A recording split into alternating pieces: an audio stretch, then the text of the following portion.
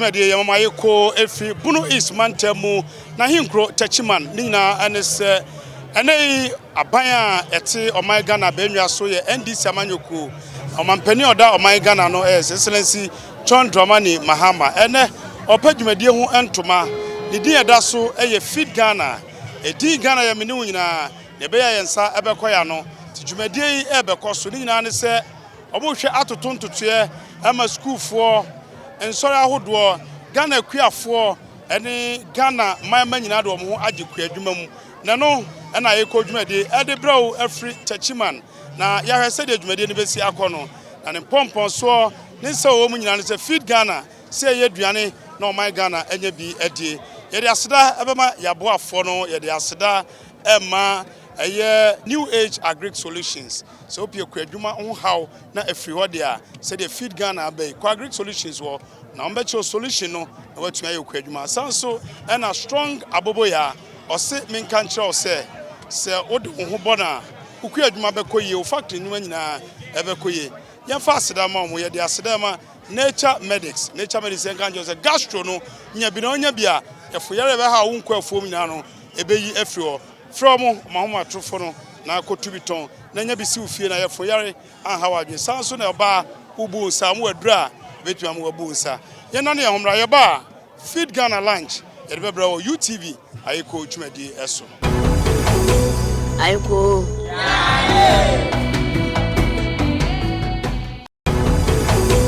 Ayekoo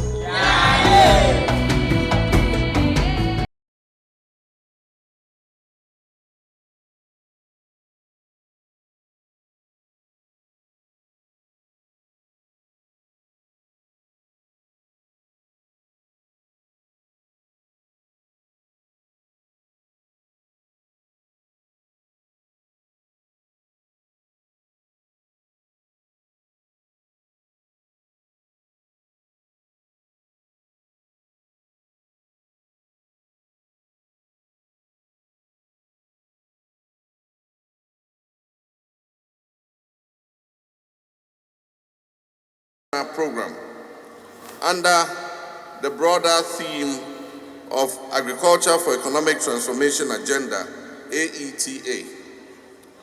This is a comprehensive vision to modernize and expand agriculture to create jobs, reduce food inflation, and strengthen food security.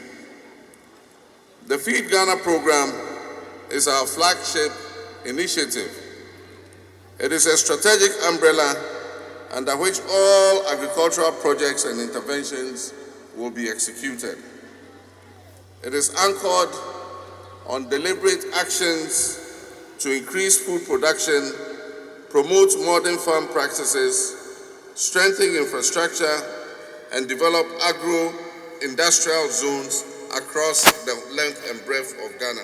Under the Feed Ghana program, the priority commodities that will be focused on, that are vital for our food security and import substitution, but also for industrial use and export growth, are the following: grains and legumes, maize, rice, soya bean, and sorghum. Under vegetables, we're concentrating on tomatoes, onions, and chili peppers. Under starchy crops, we're concentrating on cassava, plantain, and yam. Under industrial crops, we're concentrating on cocoa, mango, oil palm, coconut, rubber, cotton, cashew, shea, and coffee, and ginger. Under livestock, we are concentrating on poultry, cattle, sheep, goats, and pigs. The key interventions under the Feed Ghana program are as follows. And the first is the promotion of smart agriculture. We will establish farmer service centers nationwide to provide mechanization services, quality inputs, finance, market access, primary processing and training for our farmers. In addition, we will create farm banks or land banks in designated irrigable zones to support young agric entrepreneurs and enhance national food production. The second key intervention is the Grains and Legumes Development Project. Under this project, we will scale up the production of maize, rice, soya bean, and sorghum, both for consumption, for agro-processing, and for export. With its high potential as a raw material for the brewing industry, the cultivation of sorghum will also be considered a priority. We know that grains and legumes are also important for the feed industry, which is connected to poultry production and aquaculture production. The third component is the Vegetable Development Project, popularly referred to as Yeridua. To reduce imports from neighboring countries, we'll invest in controlled environmental farming, including the use of greenhouse technologies and urban and peri-urban agriculture. We will promote schools to grow their own vegetables.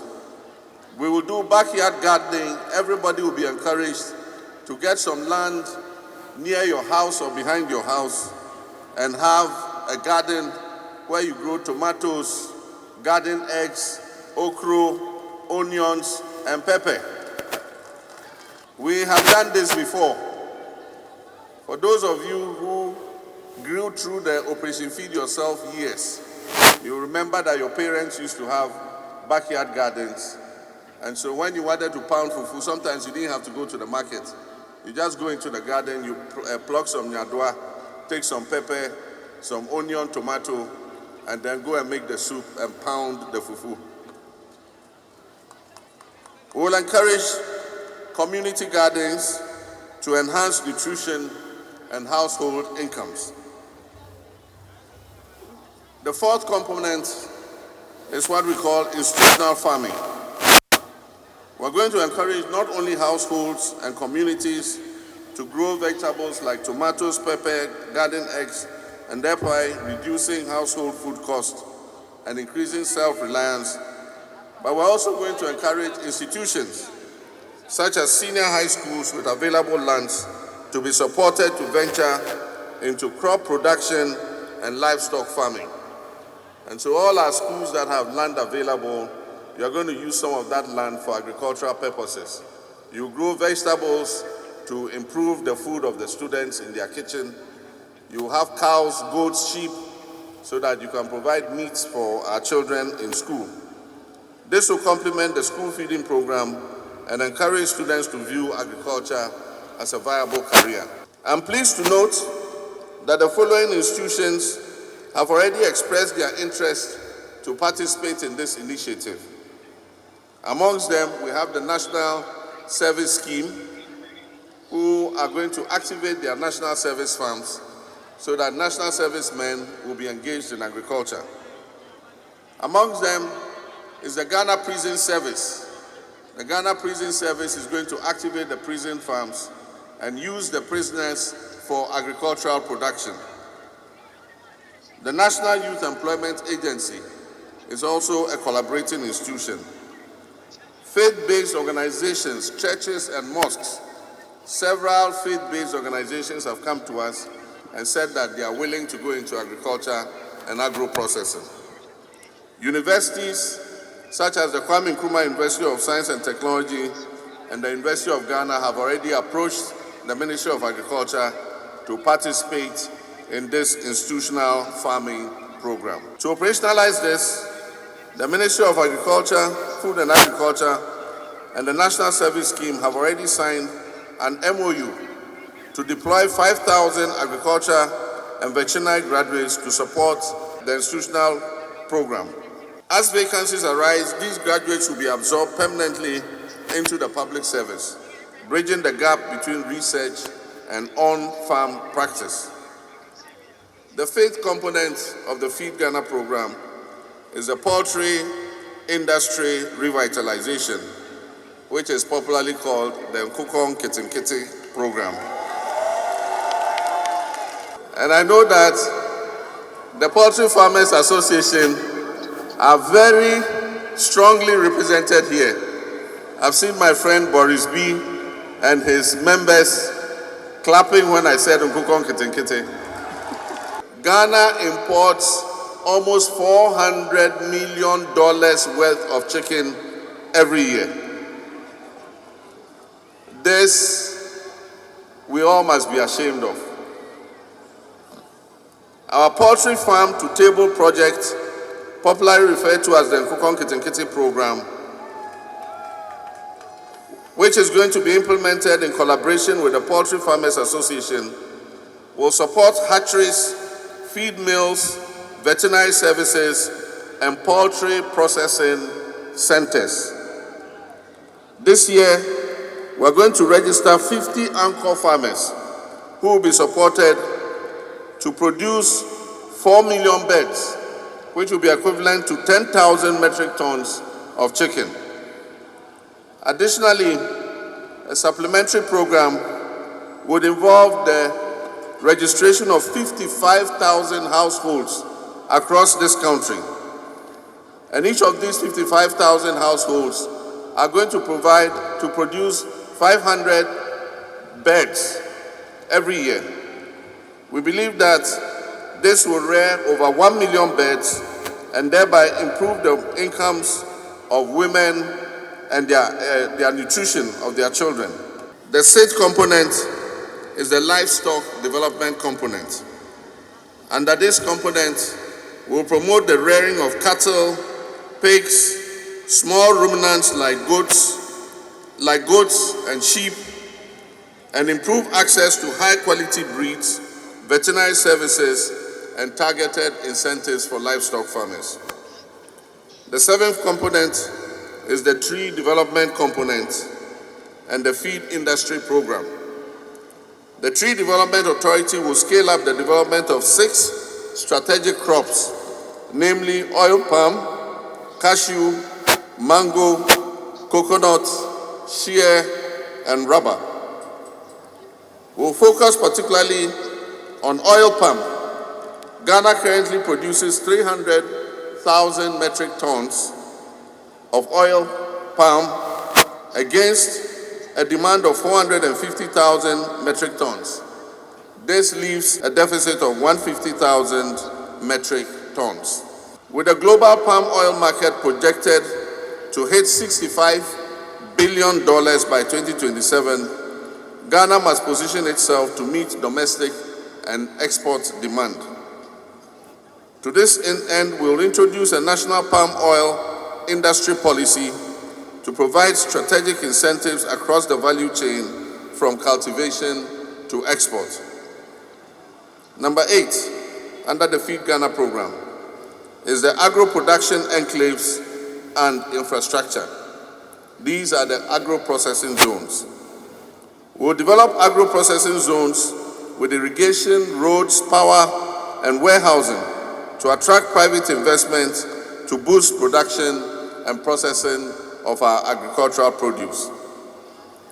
Number 9 is innovative agricultural financing. Access to financing remains a significant barrier. To address this, the Exim Bank will be repositioned to offer concessional loans to agricultural enterprises, especially those involved in the export and value addition process. We will also work to de-risk lending and expand agricultural insurance coverage to encourage lending to the agricultural sector. Research, inclusion, and implementation. All interventions will be grounded in research, tailored to our climate realities, and inclusive of youth and women participation. We will ensure strong linkages between smallholder farmers and anchor farmers, facilitating a win-win relationship for input access, technical support, and guaranteed markets. We'll also build on existing initiatives, such as the Tree Crop Diversification Program, and create an enabling environment for private investment while ensuring fair returns for our producers. The Feed Ghana program is not just a policy, it is a call to action. The task ahead is monumental, but it is achievable. With unity of purpose and shared commitment, we can transform agriculture into an engine of national growth and shared prosperity. Let all farmers, agribusiness people, financial institutions, development partners, and citizens put their shoulders to the wheel so that we can make this vision a reality. On this note, I have the singular honor to declare the Feed Ghana program officially launched. Ayekoo. Yachicha Feed Ghana ni mu kakra ye bia kwasi bro ni fe no targeting. Ye mpese ye beka bom yu na fe anso babia. Enti ye bia ni asi vegetable so. Na vegetable no ye hwe ntos, ye hwe emako, na ye hwe jene. Senti ye hwe sa ne mami ansa ne se eno na ye ka free amanone a eba. Enti ye project bia ye fe no vegetable development project. Aye to ni din se ye redua. Enti mo amudua ntos, mo amudua mako ene mo amudua jene no ye be somasene na motumi aba mu kase na mo wie nso a ye de atofo aba mu na motumi aye den ato ena ye no mo kase ye se ye free ha pe ye wura mama obekọ factory kase bia ye si ni krom ha omo beton toast na santos no ma process na mo de aye bibi ama aye yie se be ya o ma bia toast wo botem ha nyina eyata no so ofu man ne wo ma ka ho nyina no obia ntosi obeto no obenya market a ntosi no emprobio afa ya safri ha na ya sa de cashew company kase bi eba ha o man ha se e de mfidie ene ade esisi tachima ha sa cashew company no o de cashew no be ye ne o ma hudo bebre befa ediba bebre adwuma nto man panyini sore ha so a o de nani be kire ho akoye se ne sa mfidie ne ye dai ekro na cashew fo afidie mo so monya market a mo ye cashew na ye beto na anya cashew no na ba no nko a na ye beto eye apple no fruit na eye ayeto twene no eno so ye pese wo moto na omutimi de ye bibi na ama akuafo no anya sika afiri mu afei ne nai ba ko so ana ya to ni din say poultry farm to the table project eno no eye nkokoye no o mampanyini say ye de ani di akire afri baby aye akoko no kopim se ebedu table so a ebeye aduane ama yadi na ya ke program no mu ahodo miensa akoko nketenkete de eye ne nan ketu akra na akoko nketenkete se twedi apogina ya chi a enu bosome ensia no enkonso no ye bebo edwa kese na yewura wa ma ye kwan obepa akoko nketenkete no na afi ye nya kwan ahyase acheche ye be ma kachefo na ba register womo be ye bi nyina wa afie mu na obi ahu sania esitie na project ndi edika wo portrait me say ye wo mo a eye portrait na kase akase ebi ye 2000 best 10000 20000 safo na ye na kase no afi wei o mampanyina makwan a ye be famu mako aduonum across the country mako aduonum say aduonum no ye be ma obia 80000 best ye de aduane beka ho ye de nioma a wohia be na ku adwuma ni nyina beka portrait no se ne be ya be ma enam no aye dai abuo obi a wo ye bia nso market no wa hadada unya ya ne to no ye ye ho hihia a ye beto so e de ama wo mo a eye nketua kakra no obi wo ha wo ye be 500 e de ko 1000 ni sika ni nti ontimi nya ne kase o man panyina daroma ye nya adomfo bi a omo sika kakra ebe so small to medium scale for no asene enti eno so ekobosome so kwa nwotwe no ye be select mumu mako ahenum ewo oman mu a saa ahenum no onipa ba ku bia no aban be so na asene sika aka akra na aduru 50000 500 million say ono so onfa nhye na adwuma ni mu ansa na almighty nkokon ketenkete ye de akokon no bre ofie ye de aduane ye dey e ka ho veterinary for so ye dey e di akire na obi atimi aye bi se ne ya akoko bebuo ama de yɛka ɛto atimi ayɛ dɛ atwa afei wɔn a ɛyɛ anantwie wɔn a yɛ mprako enwan ne mpɔnkye Ghana ha ɛnam a yɛkra firi amanɔne ba no sɛ sika ne tena ha nipa no bebrebe nya adwuma ayɛ yɛkra na ma aka yɛ mɔdeɛ ɛde ba Ghana ha enti ɔmampanyin sɛ saa story nyinaa yɛsesa no enti yɛhyɛ aseɛ yɛma yɛakrakyefo no ba fam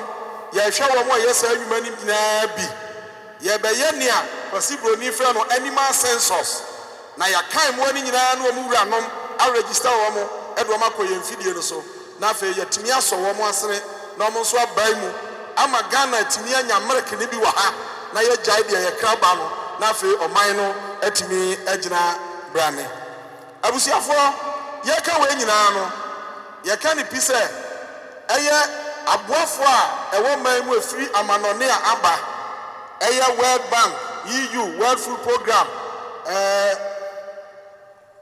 France ne ade nyinaa ɔmo ne yɛhyia ɔmo nso aka sɛ saa adwumadie yi ɔmo bɛboa yɛn ama akɔ so ɔmampanyin wadaro ma na adwumadie a yɛyɛ no fɛfɛɛfɛ sɛ yie yɛka no nokorɛm ɛwɔ ha sɛ yɛmfa Ghana aban CD anhyɛ saa adwumadie yi mu bi ɛyɛ ankorankora a feed Ghana no atɔ wɔn aso ɛna ɔmo sɛ ɔmo bɛsɔ yɛ asene ama adwumadie yi yɛtumi ayɛ Ayekoo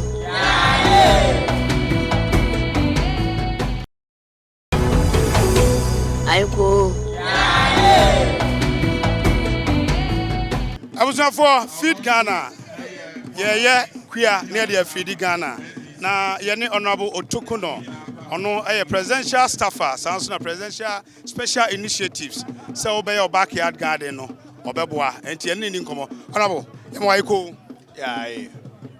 yɛyɛ feed Ghana sɛ bi waso yɛ ne deɛ anyɛ yi a wodin bɛka ho bi paa bɔyɛ nkɔmɔ kakra fa feed Ghana ho yo emi sɛ ɛnɛ ɛyɛ dakɛseɛ ma Ghana akuafo nyinaa ɛne sɛ afi wei no President Mahama ni suadi hunu a wɔde asi n'anu so sɛ wɔbɛma afudie ɛboɔ aba fam na mpo no akuafo anya papa wɔ mu na wɔn nya dodoɔ na timi adɔ dodoɔ sɛ deɛ ɛbɛyɛ aduane bɛbu na aduane boɔ nso aba fam no ɛno na ɛnɛ yɛ ɛpa ho ntoma ne ato ne din sɛ feed Ghana sɛ yɛbɛpɛ aduane ama Ghanafoɔ na ɛnɛ no yɛ program no ɛwɔ mu ahodoɔ wohwɛ a aduane Ghana aduane no yɛwɔ ne obroni frɛ no carbohydrates ɛne yɛwɔ ne frɛ no protein carbohydrates no ɛne oils ɛyɛ ne yɛnya firi aburo ɛmo millet a ɛfrɛ no atokoɔ no ɛne soya bean ɛne n'asefoɔ ɛno ne yɛ grains ɛne yɛwɔ vegetables ntoos macaroni nkruma ne saa nneɛma no na President Mahama de asi n'ani so sɛ hwee be afi bɛkɔ awieyɛ deɛ kuani biara wodɔ ntoos wodɔ mako wodɔ gyeene wodɔ aburo ɛdɔ mo ɛdɔ atokoɔ ɛdɔ soya bean ne deɛ ɛyɛ sɛ otumi sɔ w'asen sɛdeɛ ɛbɛyɛ a wo number ayɛ no kaa wobɔ ɛwɔ afudie na wode yɛ afuo no ho no ebetumi aba fam na ɛno na ɛnɛ yɛ pound ma sɛ wobɛkae a yɛbɔ aprɔ campaign no the promise yɛ sɛ yɛba a yɛde nneɛma bi ɛbɛgu akwan mu including the yɛfrɛ no farmer service center as our farmer service center no ebe provide input and mechanization service ye di hu dwuma eno no ye be pa ho entuma animanim but ene de ye pa program na e friend feed Ghana no e ntoma our farmer service center ka ho transformational grains development program ka ho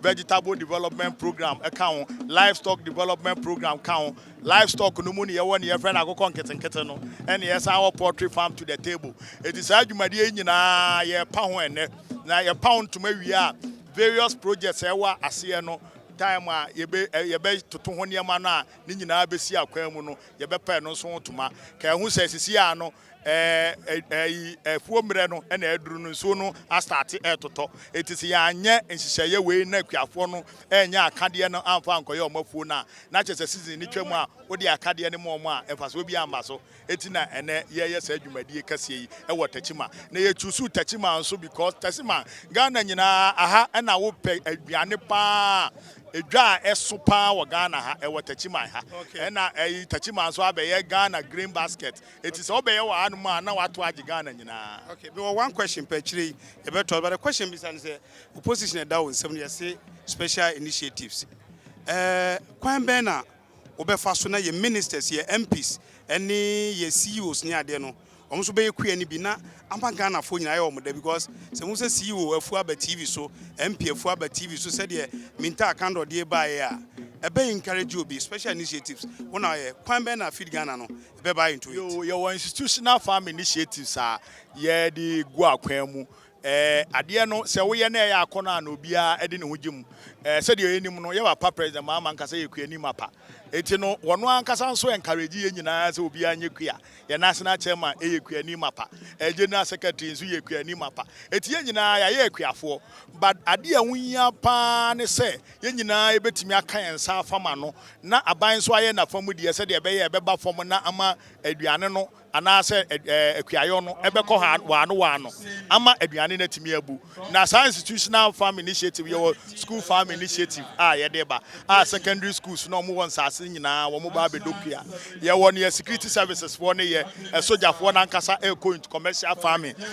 police for ye commercial farming prison for so ye commercial farming said ye be ya obia de ne nsagu akonwa no ana se fidie no a ye betimi apia ama aduane na timi abu ama aduane bo aba fam na ntimi akreti adwuma ama mbabunu no ne nyina mu nso no ye hwese ye betimi ama kuayo na ye akono ama mbabunu said ye be mbabunu no dodo na ade omo bagim Ayekoo for your offer for Australia, offer there. Question Sunny Bua, which I could media. Mobile for pa, near your feet Ghana there. You miss a offer for say, Quang Bay, and a name that just said, yeah, you feet Ghana. What a chimpa.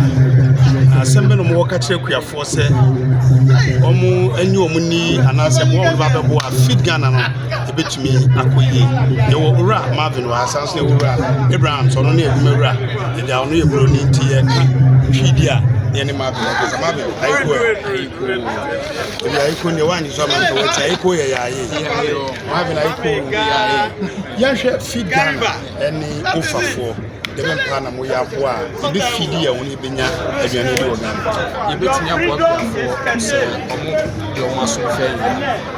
And by it to say a atosudie bayre banche ne be keka ho nyina offer ade a etimi eboa mane den esu bebre mo hwa impempi kuani no ka offer ede eto no ho so se odua ade na ewo soro offer no so ya ye ne se eye ne ma miensa etimi mo kuani na wo ba be yusu na akasa no ente wo ka so directly ede ma mo hwa amodin ba ko ekra offer no eye ne liquid fertilizer kuani bia so ye no baya or the use liquid fertilizer intino unya onsaka offer na liquid fertilizer side why then was over and I mean no share dosage kra wo dey man no baya no kra no so na esia so wo form dosage no wo form intimi so no baya no to na we dey we afeso ye ban accommodate inside so kra na esia so 100% organic intino ebwa kuani no esia so boa Ghana ni na na the auto no by na de agwagodi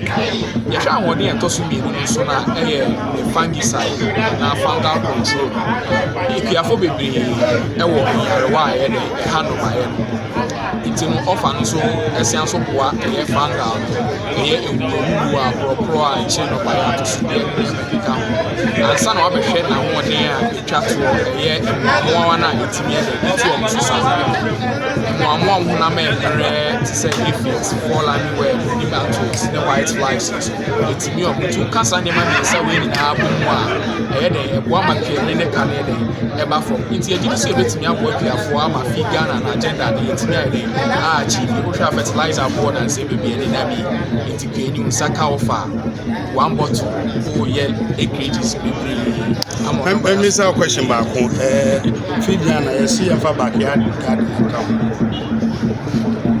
some year for me fear make you to bet me so for safety ness no crana 100% organic it's mo wa we so right now so mo am feel so now so na fe na wo be boy dro no aka say backyard am boy dro ti me mo bi anko we wo bo asada na say no by na ready out me dey enti ekoko te be boa backyard farm. I think so. A bonus so ever from it. Yeah, baby, sika baby, and son outside. I can offer. Okay. Good as say. Them why you call. Yani yenchia penny pa. Penny a koda offer no. Ura Abraham. And I'm not working for pa. Mr. Abraham, you have something to add up? Yeah. So let me just add, for Feed Ghana, the most important person is the farmer. Sometimes we lose sight of that. And the farmer needs to do better.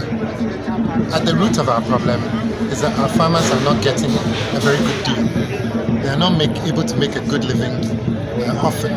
Some are doing well, but on the whole, it's a struggle as a farmer in Ghana. So this is why we are here with Offer. Offer is here to make your farming more profitable, safer for you, for your health, safer for your customers. And it's here to do it. You may not be able to afford the things that you want to use on your farm, but you can afford Offer because the price is reasonable and it will give you the results. Okay. So you can make money with Offer. Thank you very much. Vital 5. Oman penisi yenye Feed Ghana. Yehum wa hane chese mutai jumedi nechi. Saying enamodi pushi Feed Ghana. That's it. Vital 5 here a draw organic. You can say a draw be organic. Just a wood ruby nim. Say you share Ghana high wa. And Robe na for you so inorganic. Ebe we say na kofa yare abre yan ya se ye pe ahoden inorganic no ubumu ba form anka be boa me. Na me kira say eno na inorganic ne de ya hwehwe factory ni ade ya sone so de aye batem free obo ade ankasa ensa no we de obo ade ensa no pepepe wudro bia nim nti ade a wode beye bia no nsunsu aboni bia eni akire ti e kan say adro ni organica say etie no na ye de ya frɛ no Vital 05 yi yen na ya hwehwɛ enuaba enhahama enuhinimu ene pe wo mu a eboa ema no ba yetimi nyini yie no ene yayiyi ne ya kan bom ne ye de ya adro ya frɛ no say Vital 05 enti Feed Ghana programming ne botaye nyina ne se Ghana ni bia benya aduane adi aduane bebu so ebebafo na obi anya bie Vital 05 so ye tachire den so the Vital 05 eya adwuma wo no bae so doso say ye moa na wo yen o say ye nsuo mu na mo enkoko emponchi o ni nyina utimi esan edigu so aha Kwani bi pe mo kira kwan a Feed Ghana ya be o tachiman be a etware Ghana nyina smart Vital 05 ba mi hunu gidi say Ayekoo mba be sponsor ye nche mama ye nbo kuntokwa ye pe mo kira kwan a say ne ye ka no o pe kira kwan a obetimi afra ahomatrufo 0546458111 0546458111 ubetimi afra enya sanso a oba kumase adum pampa so ye ben First Allied Bank na ye ne di nhwanimu oba ho aye main office ewo ho ubehu yen. Okay, I was for Vital 5 for no madi nko Feed Ghana ye die bedie na omai Ghana enye aduane pa eni yedamase Ayekoo I was for ahane ade mu nyina esi dwumadi e be fa no Bunu East ahinkro tachiman ahana Ghana man Prez John Dramani Mahama moche de okan ye Feed Ghana si ye nyina yemfa ye honyim na yema omai Ghana aduane ni de etie ne se ye wa ha ye nkofa fi oman bi so enti da mu nyina ase efi de yedua emo ayen ne nkeka wo nyina Feed Ghana eda mu nyina ase nyina ne se Ayekoo dwumadi de abefa ye ni bedi akire ekoyi a ye be kan koyi enso a ye be kan ba ye mpai bo ne se enkoyi yenya bi ni wa ha ne enton bi ma oman na aka no nyame ya adom a ye wonda se na ye mamu nyina Ayekoo